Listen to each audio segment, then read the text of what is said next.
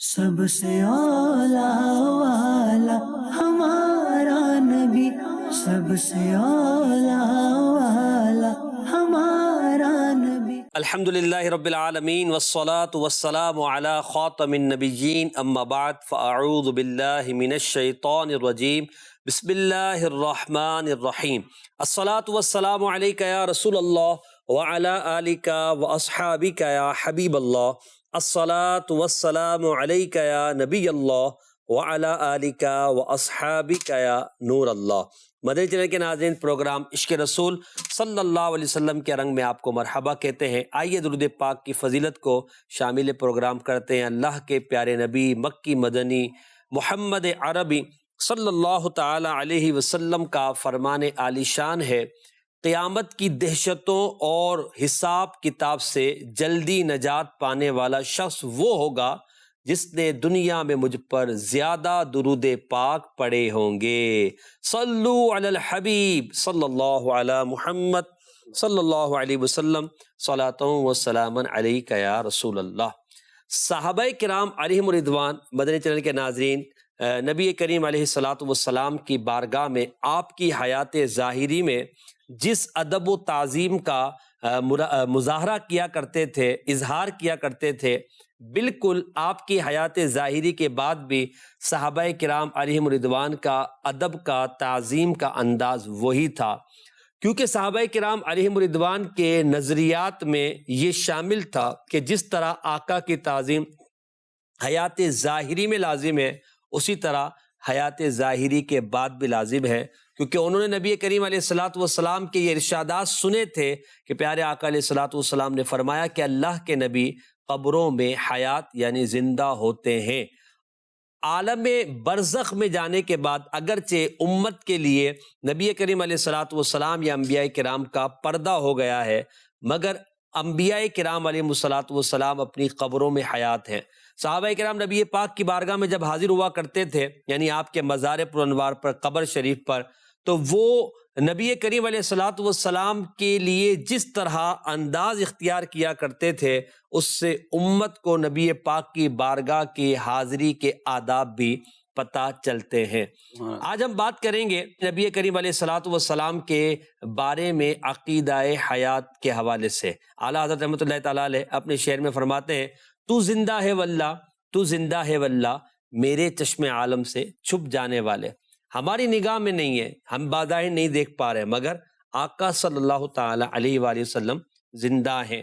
زندہ ہیں تبھی تو صحابہ کرام نبی کریم علیہ الصلوۃ والسلام کے وصال ظاہری کے بعد حضور اکرم صلی اللہ علیہ وسلم سے عرض و معروض کیا کرتے تھے، جیسا کہ حضرت سیدنا صدیق اکبر رضی اللہ تعالی عنہ، جو کہ مسلمانوں کے پہلے خلیفہ ہیں، جب رسول اکرم صلی اللہ علیہ وسلم کا وصال ظاہری ہوا تو آپ حضرت عائشہ صدیقہ رضی اللہ تعالی عنہا کے حجرہ میں حاضر ہوئے، جہاں پہ نبی پاک صلی اللہ علیہ وسلم کا جسد مبارک رکھا ہوا تھا، اور آ کر نبی پاک علیہ الصلوۃ والسلام سے جو عرض کیا وہ الفاظ حدیث پاک میں یوں ترتیب دیے گئے، جس کا مفہوم یہ ہے کہ آقا صلی اللہ تعالی وسلم یعنی حضور کو پکار کر کہا، یا نبی اللہ، اے اللہ کے نبی، اور پھر آگے نبی کریم علیہ الصلوۃ والسلام کی تعریفات، اور پھر آقا علیہ الصلوۃ والسلام کے بارے میں کہ آپ نے اللہ کے پیغام کو ہم تک پہنچا دیا۔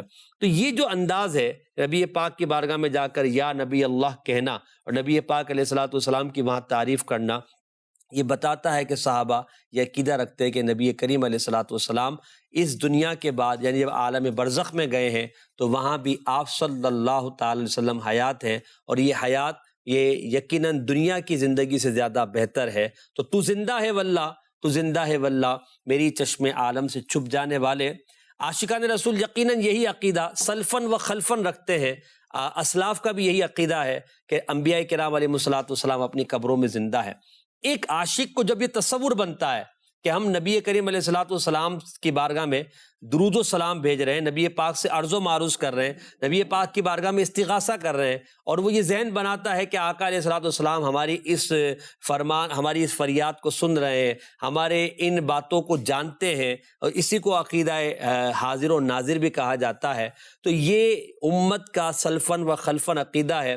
جب اس عقیدے کے ساتھ نبی کریم علیہ الصلوۃ والسلام پر درود و سلام پڑھا جائے یقیناً اس کا لطف اور مزہ بڑھ ہی جاتا ہے۔ آج ہم بات کریں گے اسی حوالے سے کہ ہمارے اسلاف کا انداز کیا تھا اور عاشقان رسول نبی کریم صلی اللہ تعالیٰ علیہ وآلہ وسلم کے حوالے سے کس طرح کے نظریات و عقائد رکھا کرتے تھے، حیات ظاہری اور حیات ظاہری کے بعد بھی کیا ادب و احترام ہوا کرتا تھا اور اب ہمیں کرنا چاہیے۔ انشاءاللہ اس پر بات کریں گے، آپ ہمارے ساتھ رہیے۔ ہمارے ساتھ مبلغ دعوت اسلامی غلام محی الدین عطاری مدنی تشریف فرمائیں، ان سے انشاءاللہ ہم سوالات بھی کریں گے، مدنی پھول بھی لیں گے، اور نعت خواہ اسلامی میں ہمارے محمد سبتر اختری تشریف فرمائیں، انشاءاللہ ان سے ہم شعر بھی سنیں گے۔ تو میں تو چاہوں گا کہ اعلیٰ حضرت کی اسی شعر سے ہم آگے بڑھتے ہیں، پھر انشاءاللہ گفتگو کو بھی جاری رکھیں گے۔ جی سبتر بھائی۔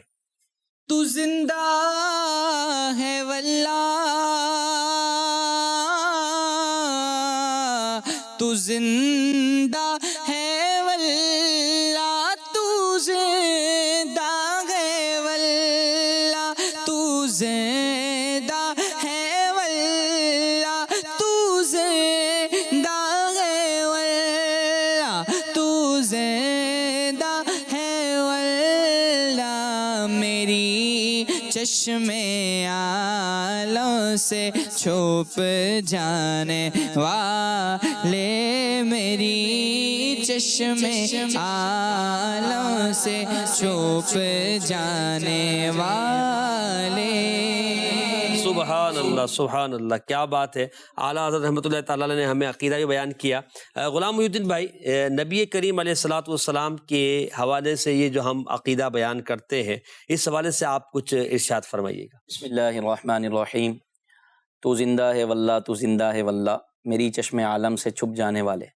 نبی پاک صلی اللہ علیہ وسلم اپنی قبر انور میں حیات حقیقی کے ساتھ جس طرح آپ دنیا میں موجود تھے، اس طرح دنیاوی حقیقی حیات کے ساتھ اپنی قبر انور میں موجود ہیں، اور نبی پاک صلی اللہ علیہ وسلم کے ساتھ ساتھ دیگر انبیاء کرام علیہم الصلوۃ والسلام کے تعلق سے بھی حیات انبیاء کا یہی عقیدہ ہے کہ انبیاء کرام علیہم الصلوۃ والسلام اپنی اپنی قبروں میں زندہ ہیں اور زندوں کی طرح تصرف فرماتے ہیں، یعنی جہاں چاہتے ہیں تشریف لے جاتے ہیں، جس کی چاہتے ہیں مدد فرماتے ہیں۔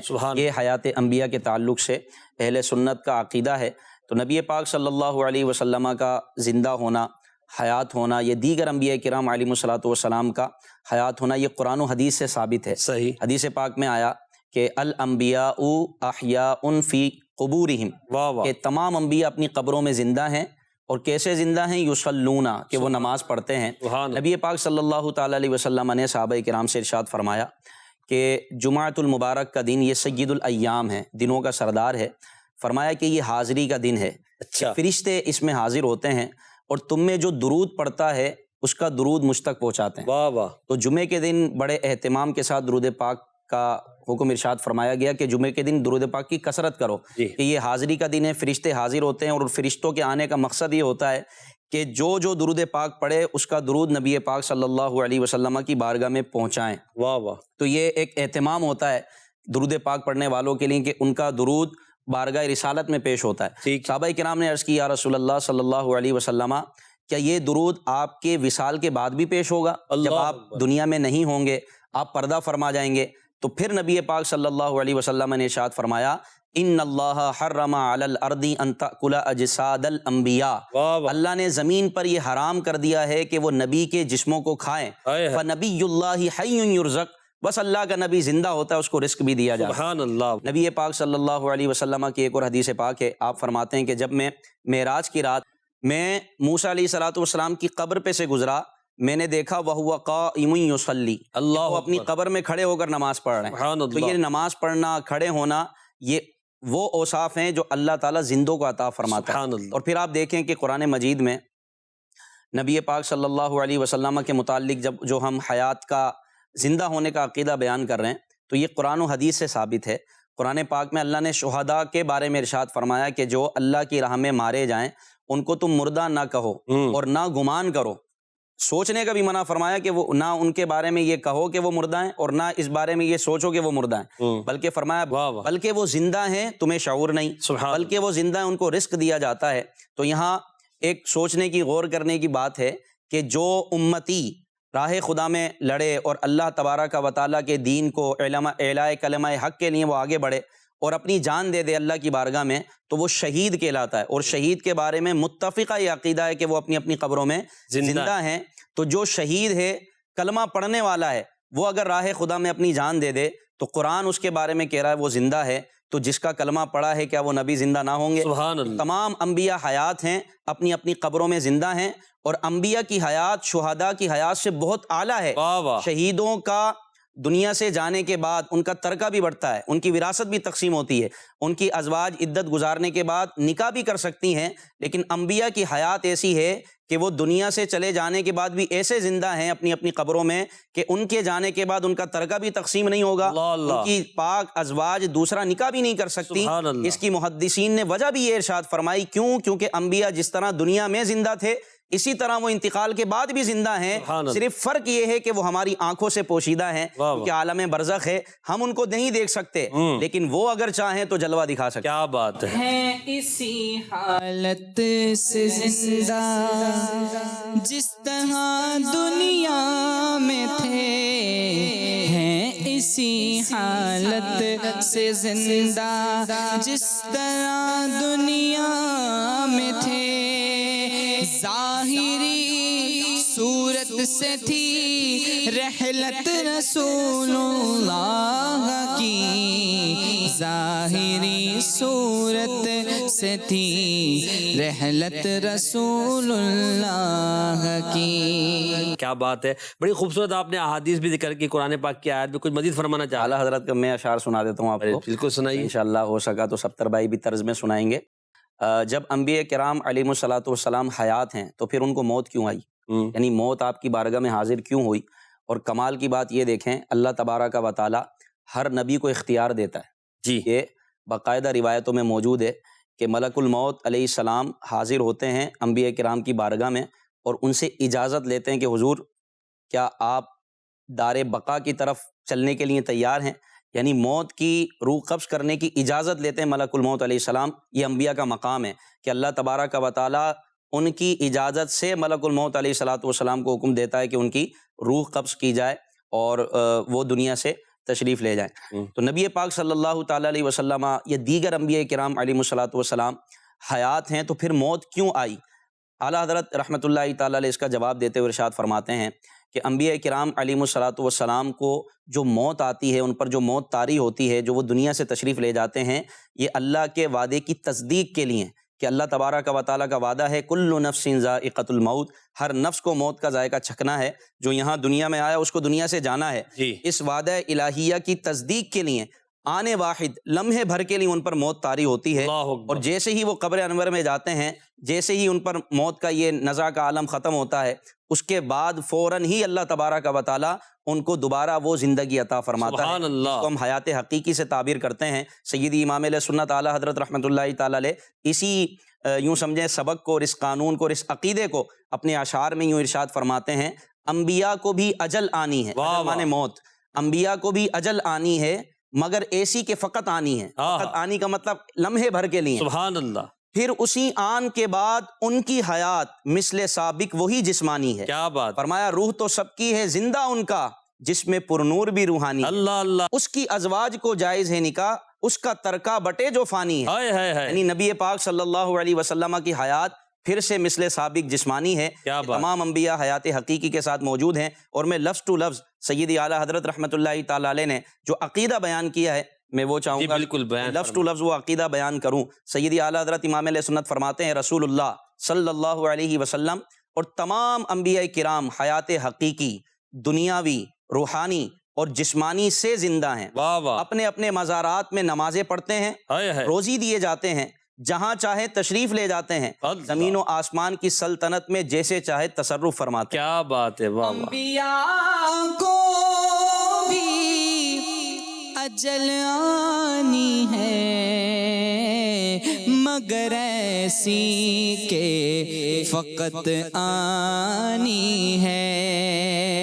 پھر اسی آن کے بعد ان کی حیات مثل سابق وہی جسمانی ہے. یہ ہے حی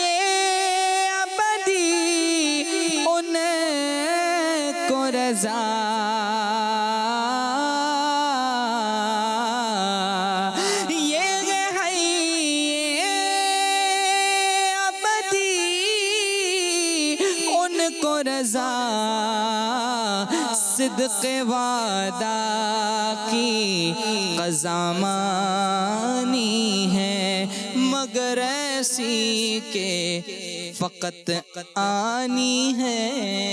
اعلیٰ حضرت کی تو کیا شان ہے کہ اعلیٰ حضرت جہاں وہ نظم میں اپنے عقیدے کو بیان فرماتے ہیں، وہیں نثر میں بھی اتنے خوبصورت انداز میں اپنے عقیدے کو بیان فرماتے ہیں۔ عقیدے کی پختگی کے لیے ہمیں سیدی اعلیٰ حضرت رحمۃ اللہ تعالیٰ علیہ کے اشعار پڑھنے سننے چاہیے، آپ کی کتابوں کا مطالعہ کرنا چاہیے۔ عقائد و نظریات میں ایسی پختگی آئے گی انشاءاللہ عز و جل کہ اللہ نے چاہا تو ایمان کا تحفظ ہوگا، نبی پاک کی محبت آپ کے دل میں انشاءاللہ بڑھتی جائے گی۔ نبی کریم علیہ الصلوۃ والسلام کے بارے میں عاشقان رسول کا سلفن و خلفن یہ عقیدہ ہے کہ تو زندہ ہے واللہ، تو زندہ ہے واللہ۔ اب یہاں قرآن و سنت کے حوالے سے تو ماشاءاللہ ارشاد فرمایا ہمارے غلام محی الدین بھائی نے۔ میں چاہوں گا غلام محی الدین بھائی، اسلاف کرام علیہم السلام، جیسے ائمہ مجتہدین ہیں، تابعین ہیں، تبع تابعین ہیں، یا ہمارے دیگر بزرگان دین محدثین ہیں، ان کے حوالے سے بھی آپ ارشاد فرمائے کہ ان عاشقان رسول کے نزدیک نبی کریم علیہ الصلوۃ والسلام کے بارے میں، انبیاء کے بارے میں کیا نظریہ تھا، اور وہ عشق و محبت میں کس طرح اپنی کتابوں میں عقیدہ لکھ کر گئے؟ ائمہ اربعہ یعنی جو بڑے بڑے امام ہیں، امام اعظم ابو حنیفہ، امام مالک، امام شافعی، امام احمد بن حنبل، یہ ائمہ اور پوری دنیا کا اس بات پر اتفاق ہے، اس بات پر اجماع ہے کہ انبیاء کرام علیہم الصلوۃ والسلام اپنی اپنی قبروں میں زندہ ہیں۔ اس میں کسی کا اختلاف ہی نہیں ہے، تمام ائمہ اس بات پر متفق ہیں کہ انبیاء کرام علیہم الصلوۃ والسلام اپنی قبروں میں حیات ہیں، اور ان کی حیات، ان کی زندگی شہیدوں کی زندگی سے بہت اعلیٰ ہے۔ آپ دیکھیں شہیدوں کے متعلق نص قطعی ہے، یعنی قرآن پاک میں یہ بیان ہو گیا، بل احیاء، بلکہ وہ زندہ ہیں، تمہیں شعور نہیں، بلکہ وہ زندہ ہیں، ان کو رزق بھی دیا جاتا ہے۔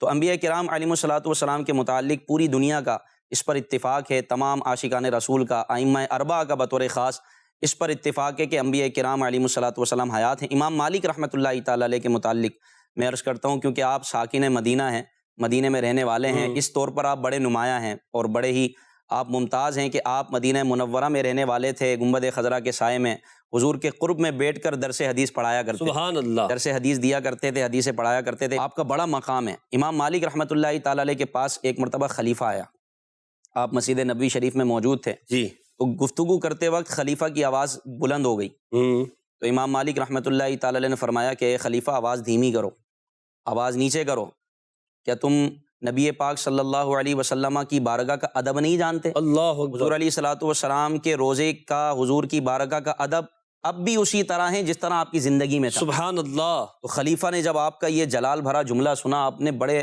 غصے کے عالم میں اس کو ٹوکا اور اس کو روکا کہ اپنی آواز دھیمی کرو، تم رسول اللہ کی بارگاہ میں موجود ہو۔ تو خلیفہ آپ کے الفاظ کا اثر سن کے رونے لگا، اللہ اکبر، اور اس کی آنکھوں میں آنسو آ گئے اور زارو قطار رونے لگا اور وہ بیٹھ گیا۔ تو پھر امام مالک رحمۃ اللہ تعالیٰ علیہ نے بارگاہ رسالت کے آداب بیان فرمائے اور کہا کہ ابھی بھی وہی ادب ہے، بلکہ قیامت تک بارگاہ رسالت کا وہی ادب رہے گا جس طرح نبی پاک صلی اللہ علیہ وسلم کی ظاہری زندگی میں صحابہ ادب کیا کرتے تھے۔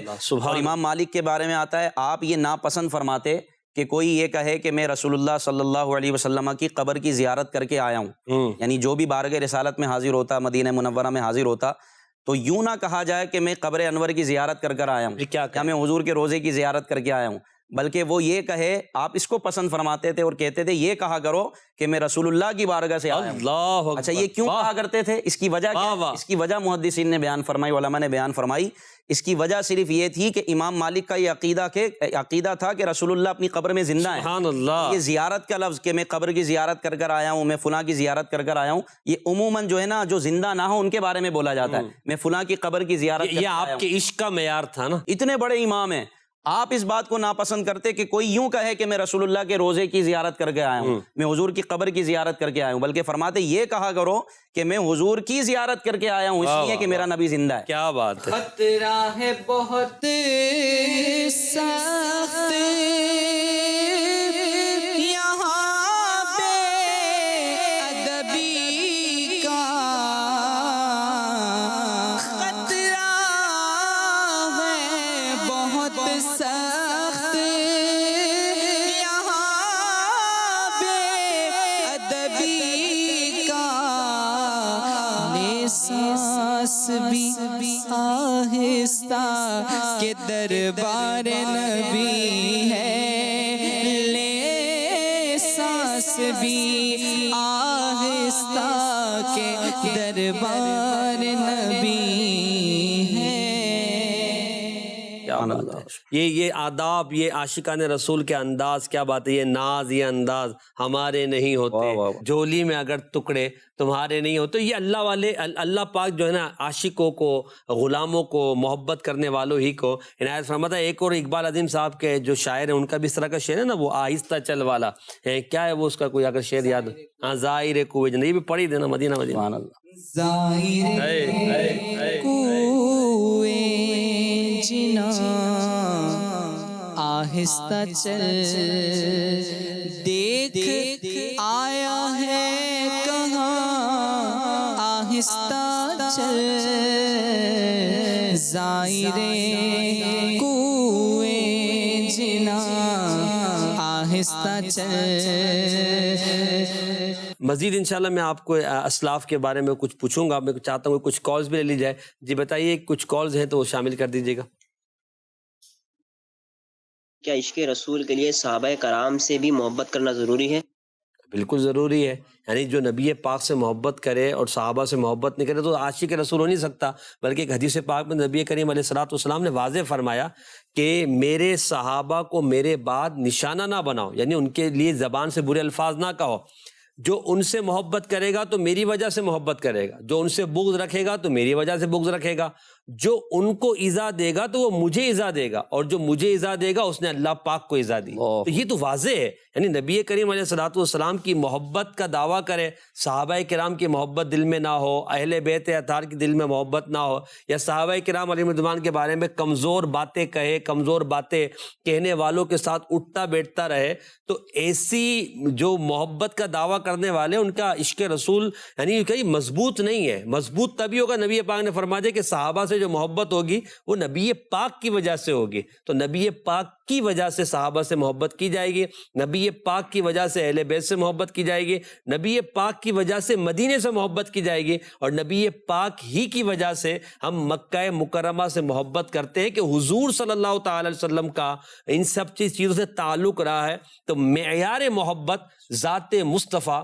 صلی اللہ تعالی علیہ وآلہ وسلم ہے۔ جس سے پیار ہوتا نا تو اس سے منسوب تمام چیزوں سے ہی پیار ہو جایا کرتا ہے، اور یہ تو ایسے محبوب ہے کہ جب ان سے کوئی چیز ملتی ہے تو وہ تو دنیا میں نرالی ہو جاتی ہے، اس کا تو مقام و مرتبہ بڑھ جاتا، وہ انمول ہو جاتی ہے، کیونکہ وہ ایسی ذات کے ساتھ منسوب ہوئی ہے وہ چیز۔ پھر وہ نفوس قدسیہ جنہوں نے دن رات حضور کی خدمت میں گزارے، سفر و حضر میں حضور کے ساتھ رہے، ان سے محبت کیوں نہ ہو۔ اللہ کریم ہم سب کو سچی محبت عطا فرمائے۔ اگلی کال دیجیے گا۔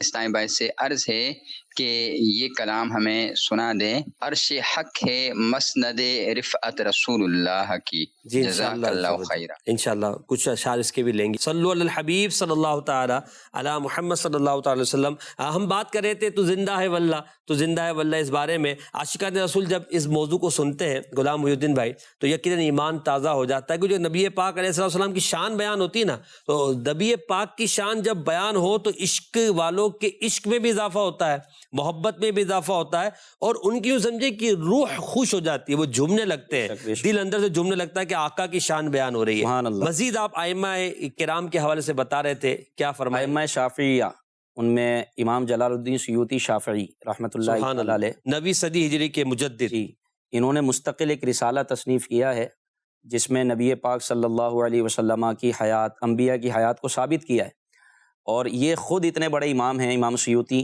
شافعی، جلال الدین سیوطی شافعی رحمۃ اللہ تعالی علیہ، کہ ان کا جو قول ہے، ان کا جو فرمان ہے، اس کو تسلیم کیا جاتا ہے۔ خود ان کے بارے میں آتا ہے کہ آپ نے 1 نہیں 2 نہیں 3 نہیں 10 نہیں 15 نہیں 75 مرتبہ 75 ٹائم 75 مرتبہ نبی پاک صلی اللہ علیہ وسلم کا عالم بیداری میں جاگتے ہوئے دیدار کیا۔ سبحان اللہ۔ تو یہ ائمہ شافعیہ۔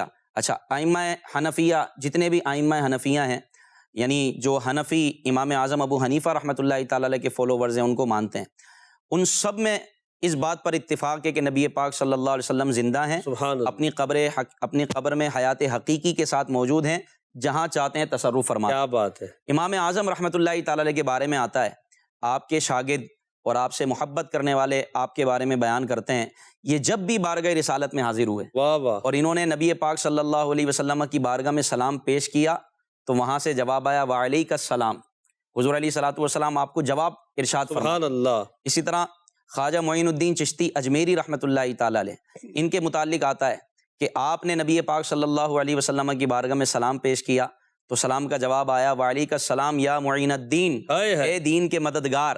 تو نبی پاک صلی اللہ علیہ وسلم سلام کا جواب کیوں دے رہے ہیں؟ اس لیے کہ آپ زندہ ہیں، واہ واہ، اور ہمیں تو عام مسلمانوں کے قبرستان میں جب ہم جائیں تو ہمیں حکم ہے کہ سلام کریں، کہ مسلمانوں کو سلام کریں۔ اب قبرستان کتنا دور دور تک پھیلا ہوا ہوتا ہے محسن بھائی، ہمیں حکم ہے کہ سلام کریں، اور روایتوں کی تشریحات میں یہ بات ملتی ہے کہ مسلمان جو اپنی اپنی قبروں میں موجود ہیں سلام کرنے والے کے سلام کا جواب بھی دیتے ہیں۔ سبحان اللہ۔ ایک حدیث پاک میں آپ کو سناؤں، ابو داؤد شریف کی حدیث پاک ہے، نبی پاک صلی اللہ علیہ وسلم ارشاد فرماتے ہیں کوئی شخص ایسا نہیں کہ جو میری بارگاہ میں آ کر میری قبر پہ آ کر مجھ پر سلام کرے اور میں سلام کا جواب نہ دوں۔ سبحان اللہ۔ فرمایا کہ اللہ تبارک و تعالی میری روح کو لوٹا دیتا ہے، جب بھی کوئی مجھے سلام کرتا ہے میری روح کو لوٹاتا ہے اور میں اس کے سلام کا جواب دیتا ہوں۔ کیا بات، یہاں علماء نے بڑی پیاری بات ارشاد فرمائی کہ نبی پاک صلی اللہ علیہ وسلم کی بارگاہ میں صبح و شام ہر لمحہ سلام بھیجا جا رہا ہے۔ سبحان اللہ۔ کوئی کہاں سے سلام بھیج رہا ہے، کوئی کہاں سے سلام بھیج رہا ہے، 70,000 صبح و شام تو موجود ہیں۔ تو فرمایا کہ روح مبارک جسم سے جدا ہی نہیں ہوتی، اللہ اکبر، روح مبارک جسم میں رہتی ہے، اور نبی پاک صلی اللہ علیہ وسلم سلام کا جواب ارشاد۔ کیا بات ہے، سبحان اللہ، کیا بات ہے۔ اللہ پاک ہم سب کو نبی پاک سے سچی محبت دے، اور یہی عقائد و نظریات جو عاشقان رسول کے سلفن و خلفن رہے ہم اسی پر رہیں، اور نبی پاک علیہ الصلوۃ والسلام سے محبت میں آگے بڑھتے رہیں، اسی پر ہمیں موت مدینہ پاک میں عافیت کے ساتھ آ جائے۔ دو شعر وہ جو انہوں نے فرمائش کی تو اس کے پڑھ دیجیے گا۔ عرش حق مسند رفعت رسول اللہ، عرش حق ہے مسند رفعت رسول اللہ کی، عرش حق ہے مسند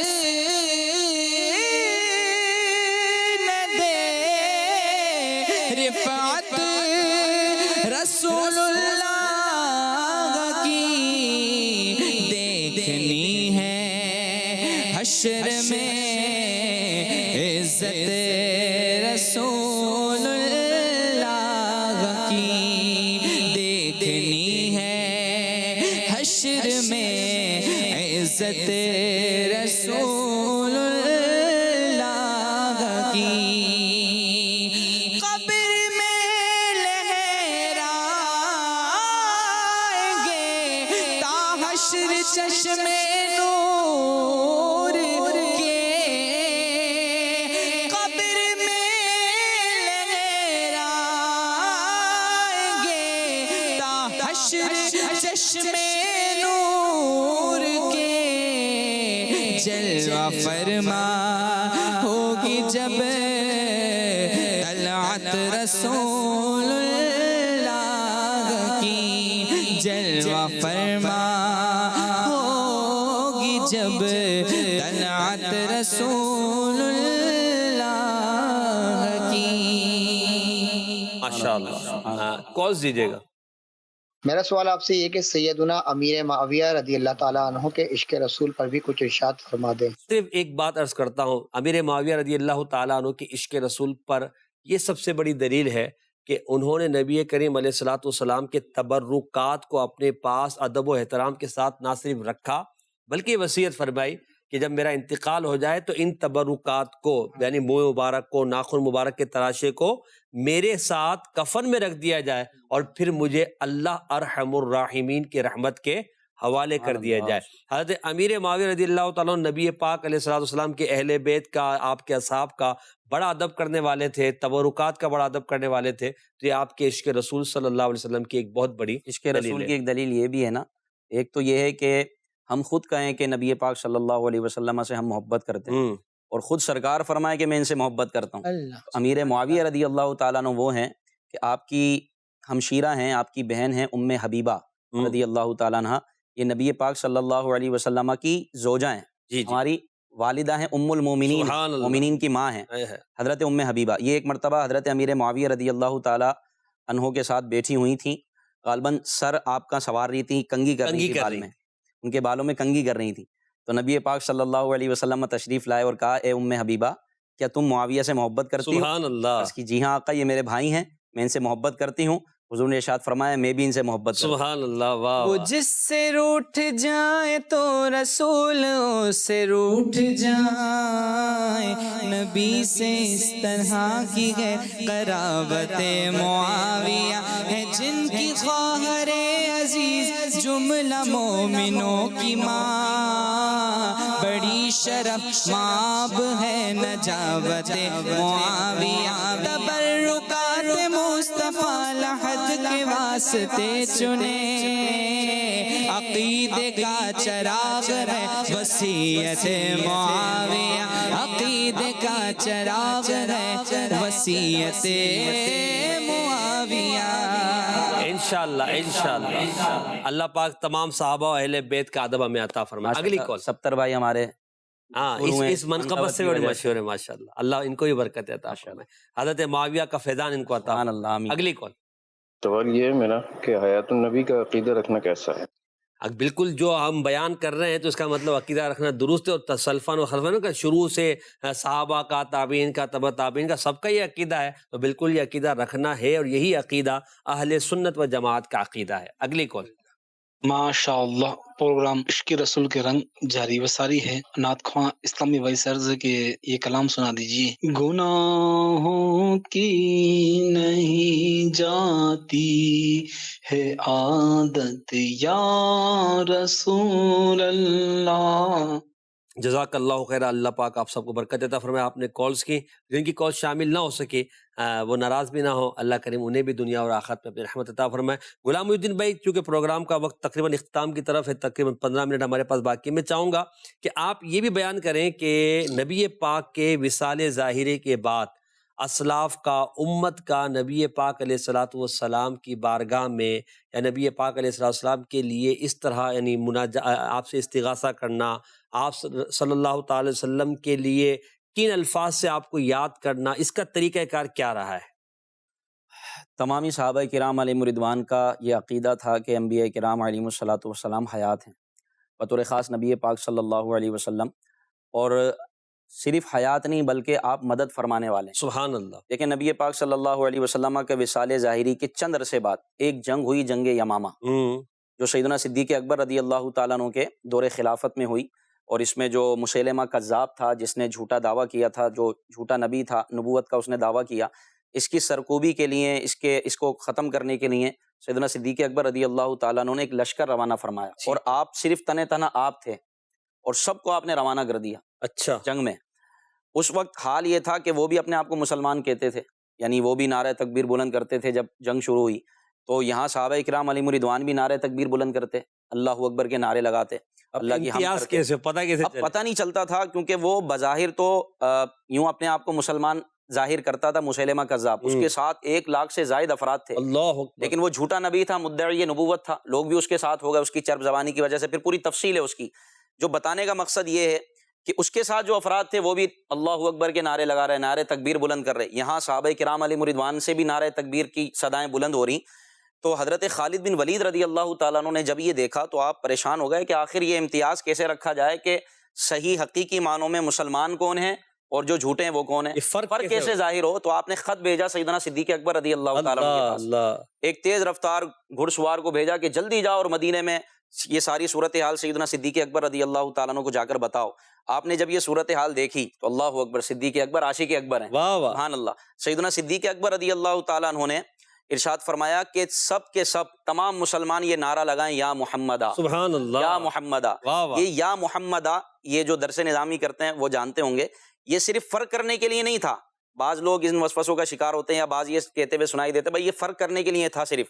یا محمدہ یہ استغاثہ ہے، منادہ کے بعد الف آتا ہے نا، تو اس میں استغاثہ کہلاتا ہے، پکارنے والا حرف، حرف ندا کا مطلب پکارنے والا حرف، یا کے ذریعے ندا دی جاتی ہے، لیکن صرف پکارا نہیں ہے، مدد طلب کی ہے، یا محمدہ۔ اس کا مطلب یہ ہے کہ یا رسول اللہ ہماری مدد فرمائیں۔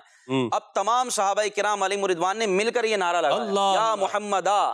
ایسی مدد ہوئی کہ مسلمان وہ جنگ جیت گئے، سبحان اللہ۔ یمامہ جنگ میں کفار بھی تکبیر پڑھتے تھے، یمامہ جنگ میں کفار بھی تکبیر پڑھتے تھے، فرق تھا مومن اور پھر میں نعرہ یا رسول اللہ یا رسول اللہ یا رسول اللہ یا رسول اللہ یا رسول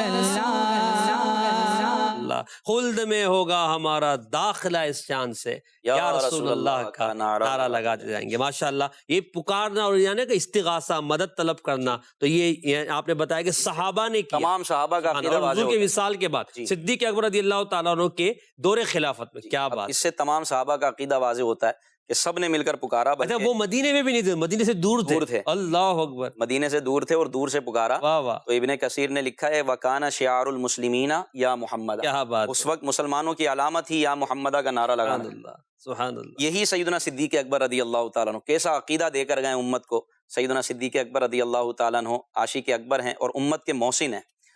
آپ کا جب وصال ظاہری ہوا، اس سے قبل، وصال سے پہلے آپ نے وصیت فرمائی، اور وہ وصیت یہ تھی کہ جب میرا وصال ہو جائے، میں انتقال کر جاؤں، تو میرا جنازہ نبی پاک صلی اللہ علیہ وسلم کے روضے کے سامنے لے جانا، سبحان اللہ، اور حضور علیہ الصلوۃ والسلام سے اجازت طلب کرنا کہ یہ ابو بکر یہاں دفن ہونے کی، آپ کی بارگاہ میں، آپ کے پڑوس میں دفن ہونے کی اجازت طلب کرتے ہیں۔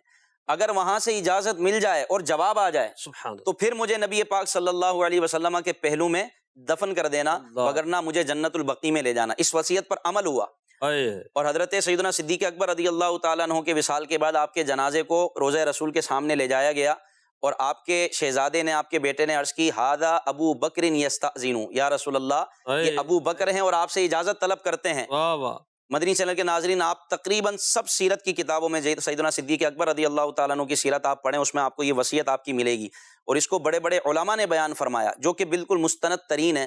سیدنا صدیق اکبر رضی اللہ تعالیٰ عنہ کو جب وہاں لے جا کر رکھا گیا تو بارگاہ رسالت سے، روضہ رسول سے آواز آئی، دروازہ کھل گیا اور آواز آتی ہے ادخل الحبیب الی الحبیب وان الحبیب مشتاق، کہ دوست کو دوست سے ملا دو، کہ دوست دوست کا انتظار کرے۔ کیا بات ہے! تو بارگاہ رسالت سے یہ آواز آنا، سیدنا صدیق اکبر کا یہ وصیت کرنا کہ جب دروازہ کھلے، صدا آئے، مجھے اجازت ملے تو پھر بارگاہ رسالت میں مجھے رکھ دینا، حضور کے پہلو میں دفن کرنا، یہ کیا ہے؟ یہ ہے تو زندہ ہے واللہ، تو زندہ ہے واللہ۔ محبتوں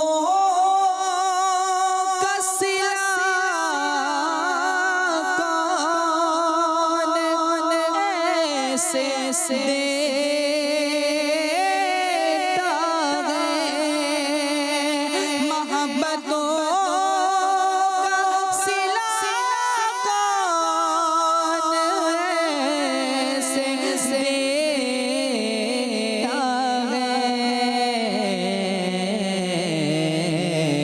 سنہری جانیوں میں یار ہار آپ سے گئے، سنہری جانیوں میں یار غار آپ سے۔ کیا بات ہے! یہاں دونوں باتیں ہو گئی نا، یعنی دونوں واقعات ہم نے صدیق اکبر کے سنا ہے، ایک دور سے پکارنے والا اور ایک قریب سے پکارنے والا۔ اب اعلیٰ حضرت کا وہ شعر، دور و نزدیک کے سننے والے وہ کان لالے کرامت پہ لاکھوں سلام۔ دور و نزدیک کے سننے والے وہ کان، دور و نزدیک کے سننے والے وہ کان، کان لالے کرامت پہ لاکھوں سلام۔ سبحان اللہ۔ مدنی چینل کے ناظرین، یقیناً آپ کے بھی عشق رسول میں اضافہ ہو رہا ہوگا، اور آپ بھی اس بات سے محظوظ ہو رہے ہوں گے کہ کیا صحابہ کرام، کیا تابعین نظام، کیا اسلاف امت، نبی پاک کے بارے میں کتنا خوبصورت عقیدہ، کتنی پیاری بات ہمیں یہ سکھا دی گئی ہے اور ہماری گھٹی میں پلا دی گئی ہے، اور ہم یہ اپنے بچے کو سکھاتے ہیں کہ تو زندہ ہے واللہ، تو زندہ ہے واللہ، میرے چشم عالم سے چھپ جانے والے. تو یہ عقیدہ الحمدللہ ہم مسلمانوں کا ہے، اور یہ انشاءاللہ عز و جل قیامت تک ہم مسلمانوں کا یہ عقیدہ رہے گا. اس پر مزید بھی ہم سن رہے ہیں عشق رسول بڑھانے کے لیے. میں چاہوں گا مولا علی رضی اللہ تعالیٰ کے حوالے سے بھی کوئی آپ ذکر کریں نا، تاکہ مزید جو ہے نا اضافہ ہمارے عشق میں ہو. حضرت علی کرم اللہ تعالی وجہ الکریم روایت کرتے ہیں، قرآن پاک کی ایک آیت مبارکہ ہے، وَلَوْ أَنَّهُمْ إِذ ظَلَمُوا أَنفُسَهُمْ جَاءُوكَ فَاسْتَغْفَرُوا اللَّهَ وَاسْتَغْفَرَ لَهُمُ الرَّسُولُ لَوَجَدُوا اللَّهَ تَوَّابًا رَحِيمًا.